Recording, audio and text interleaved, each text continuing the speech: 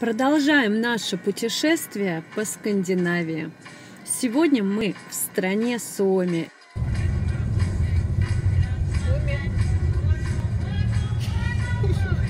Эта страна граничит с Россией, Норвегией и Швецией. Дорогие друзья, мы в Финляндии, находимся в городе Кеуру. Вот эта церковь типичная, скандинавская. Да, пойдем, я все покажу. Типичная скандинавская архитектура у нас здесь представлена. И пойдемте помолимся Господу. Сейчас мы узнаем, открыты ли двери, потому что, возможно, коронавирус все закрыто.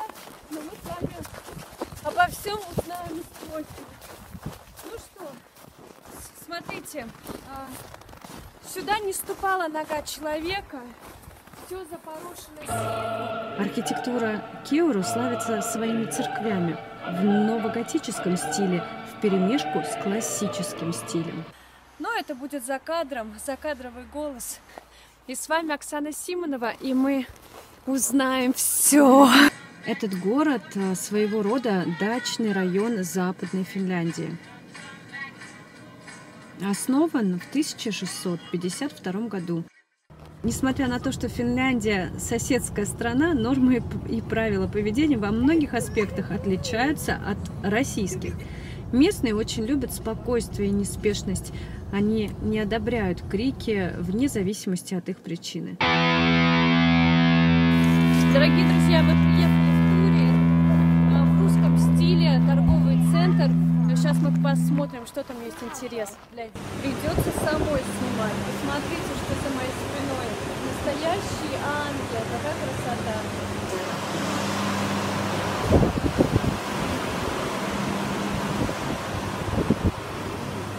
Ежегодно мол посещают более 6 миллионов человек. Представьте себе эту цифру. Это невероятно. Я ем шоколадку. Но не могу не пройти в этой красивой. Вау! Я даже не ожидала, что такое будет. Посмотрите, сейчас я вам покажу. Здесь приветствуется тихий тон голоса. Разговоры проходят без бурных эмоций и жестикуляций. Финны не любят разговаривать при посторонних. Они считают, что доставят этим неудобства посторонним людям. Нас, русских, скажем так, видно сразу издалека здесь. Обращаться по имени не принято. Для привлечения внимания жители говорят «послушайте», обращаются на «вы». Финны уважают личное пространство друг друга, поэтому для них ненормально, когда в разговоре кто-то трогает их за плечо, руку или так, и тому подобное. Так что может показаться, что народ холодный и скупой на эмоции. В этом центре расположен отель. Какая-то концертная площадка. И говорят, что это место построили два брата финских. Два брата-акробата. А вокруг лес.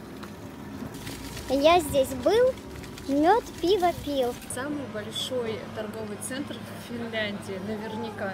Я, конечно, еще уточню эту информацию. Ну вот, ваше здоровье. У нас сейчас небольшой кофе-брейк. Да. Настоящий Сигафредо. Может, пока-то сейчас глубокая ночь, но это не так.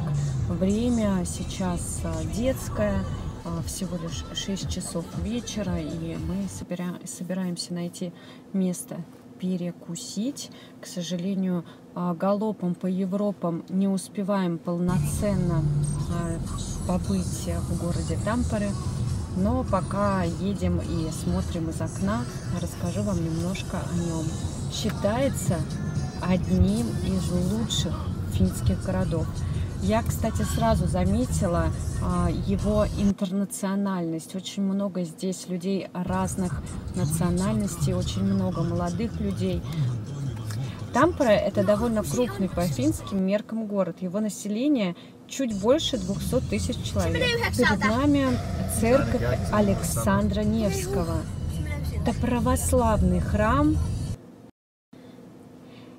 Это православный храм, который видно практически с любого уголка Тампере. лично проверено. Мы совершили круг почета, пока искали место для ужина. И церковь виднеется практически с каждого берега, с каждой стороны города. Это главный храм православного прихода в Тампере. За свою индустриальную мощь Тампере в XIX веке получил от европейцев прозвище «Северный Манчестер», а русские полушутливо нарекли его финским Иваново, намекая на репутацию города невест. Да, на самом деле молодежь здесь, в сравнении с другими городами, молодежь здесь более стильная, свободная. В воздухе так и витает дух мегаполиса, хотя, казалось бы, 200 тысяч человек. Это население одного микрорайона города Санкт-Петербург. Но вообще, если подумать, в Финляндии живет не так уж и много людей. По недавним данным, население Финляндии составляет 5 миллионов человек. Вот. Так что, конечно же, это даже меньше, чем население Петербурга или Москвы. Ну что, едем дальше. Первыми оседлыми жителями были подданные шведского короля Густава Васа.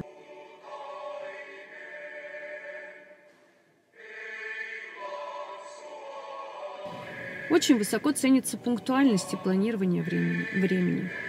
Финны не любят импортные подарки, считая, что самое лучшее они производят сами.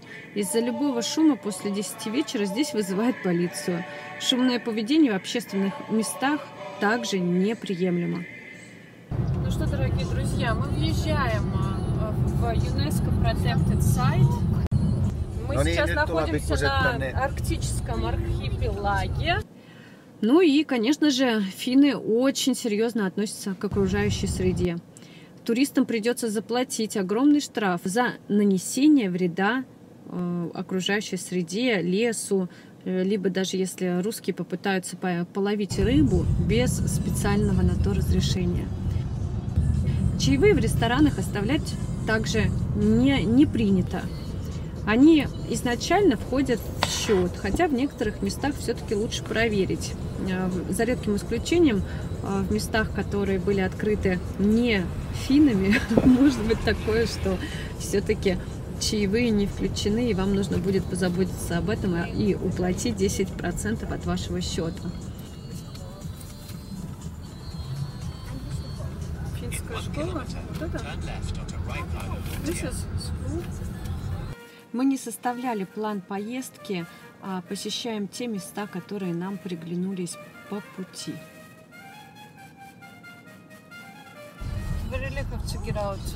Мы находимся у церкви Реплот.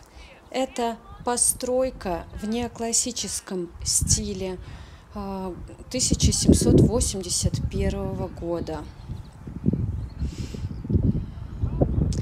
Жалко, что из-за ветра не слышно, о чем я рассказывала в моменте, когда снималось это видео, так как камера была слишком далеко от меня.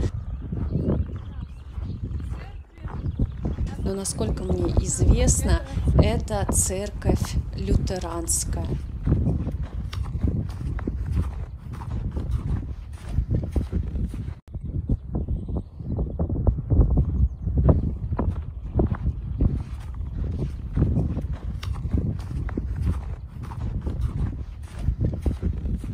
Вся территория, я не могу сказать, охраняется ЮНЕСКО, понятно? Это все охраняется ЮНЕСКО, весь городок.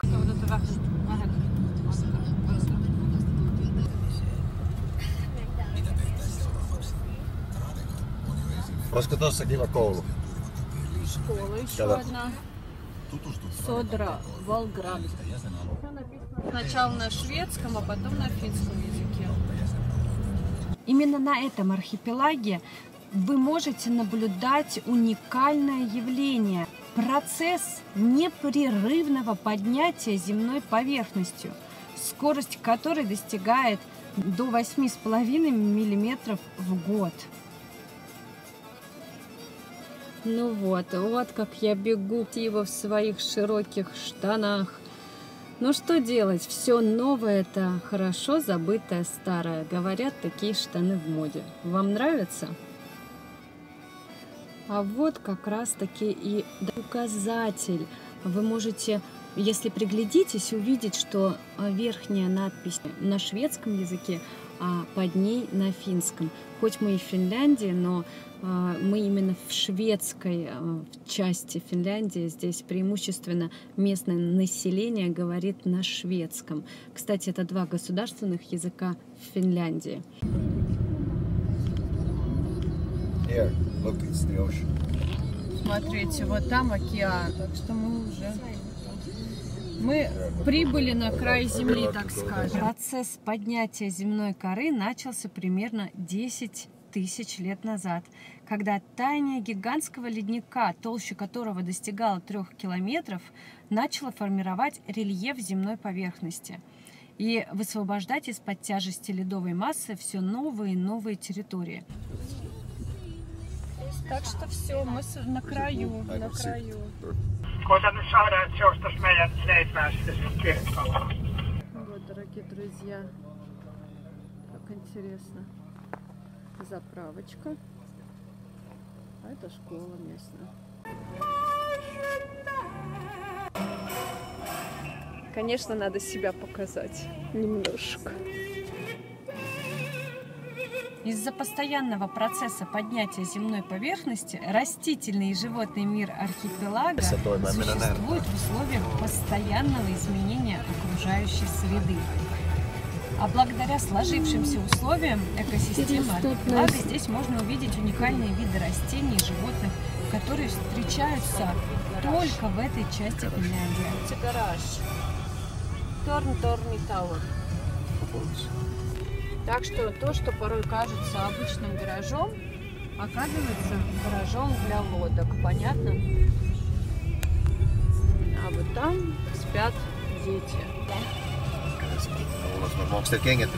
Финские люди, посмотрите, это настоящие финские люди. И, наверное, им не нравится, что я их снимаю на iPad. Да, они явно посмотрели на меня так как-то недовольно. Кто нарушил наш покой тут с ГДшкой. Вот нормальные люди, у нормальных людей есть собаки, видите?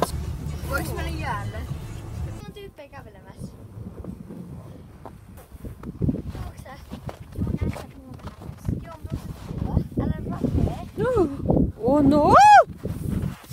It's very dangerous here, by the way. У меня появилась еще одна дочка временная. Нет, не надо. Я не разрешаю.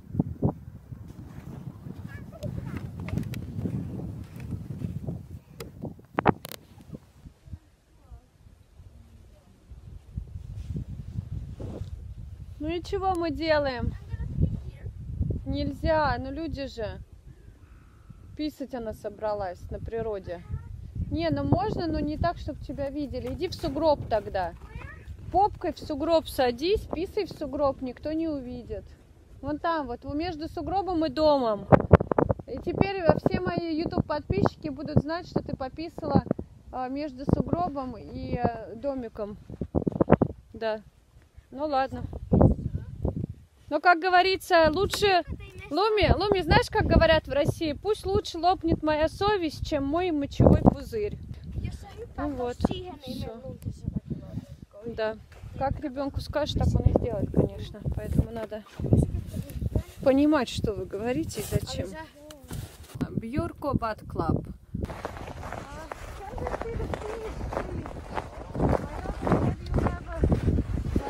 Big. Oh my gosh, what kind of fish is that? Mika sekala.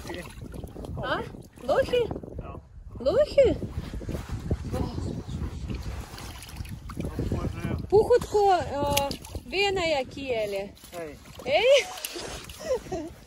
Oh, nice. Look at this. I mean, it's fishing. Wow. Unreal. How beautiful.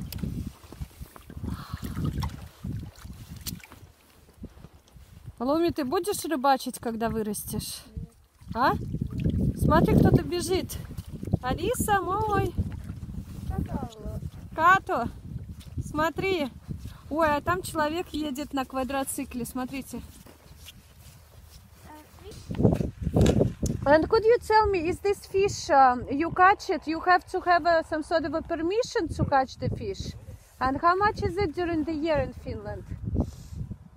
45.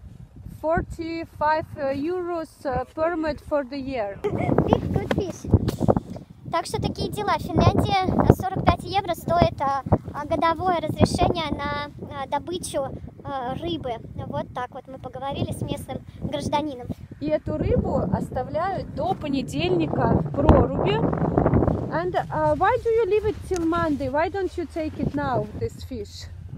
Weekend, no one buy them. Nobody buys them before Monday?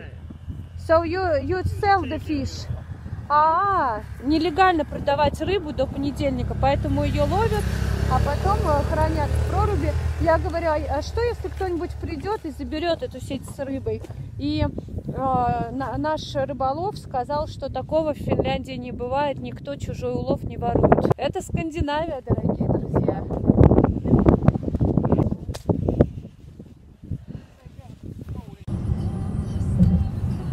Actually the place. Ну что, время ланча. Я себе на ланч взяла салатик и арбузик. Руми взяла себе коттедж чиз. I'm making my vlog. Now you have to drink with me. Чин-чин. Ну что, еда приехала. Я кушаю лосось с пюре, по всей видимости.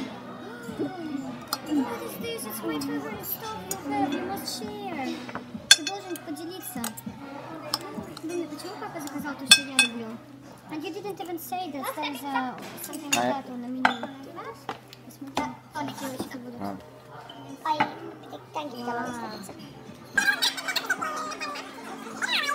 Sorry. Alisa, what did you understand from this trip? Nothing special. What conclusion about your country, about Finland in general? What do you think? Ai, että tähän on aika kivaa tällä pelleillä täällä niinku Rovaniemellä. Mä oon Rovaniemellä, mun aksenttikin näkyy. Oon ihan Rovaniemeltä. Не видно уже опять.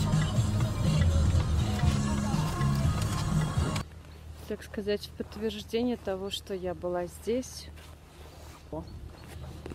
Надеюсь, у вас хорошее настроение, и вы уже знаете, куда вы поедете, когда откроют границы. Это бывшее здание суда. Суд переехал на новое место, и оставшееся пустовать старое здание было решено перестроить под церковь, для чего были выполнены масштабные внутренние работы по реконструкции.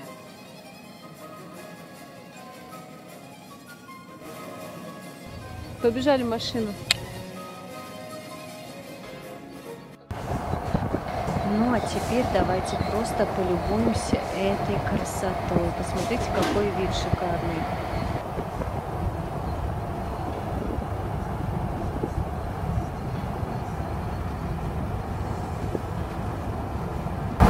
Дорогие друзья, мы сейчас находимся в здании Koskenkorva. Это знаменитая финская водка. I want to be on the video. Там внутри старая молочная база. Там туда привозили молоко. Да, кстати, я пью кофе с молоком. А это, видите, Koskenkorva. Вот старое здание. Koskenkorva — это водка финская. Ну, посмотрите, конечно же, как же не встать напротив экспоната, такая прекрасная мельница, да? Все поняли, что это мельница.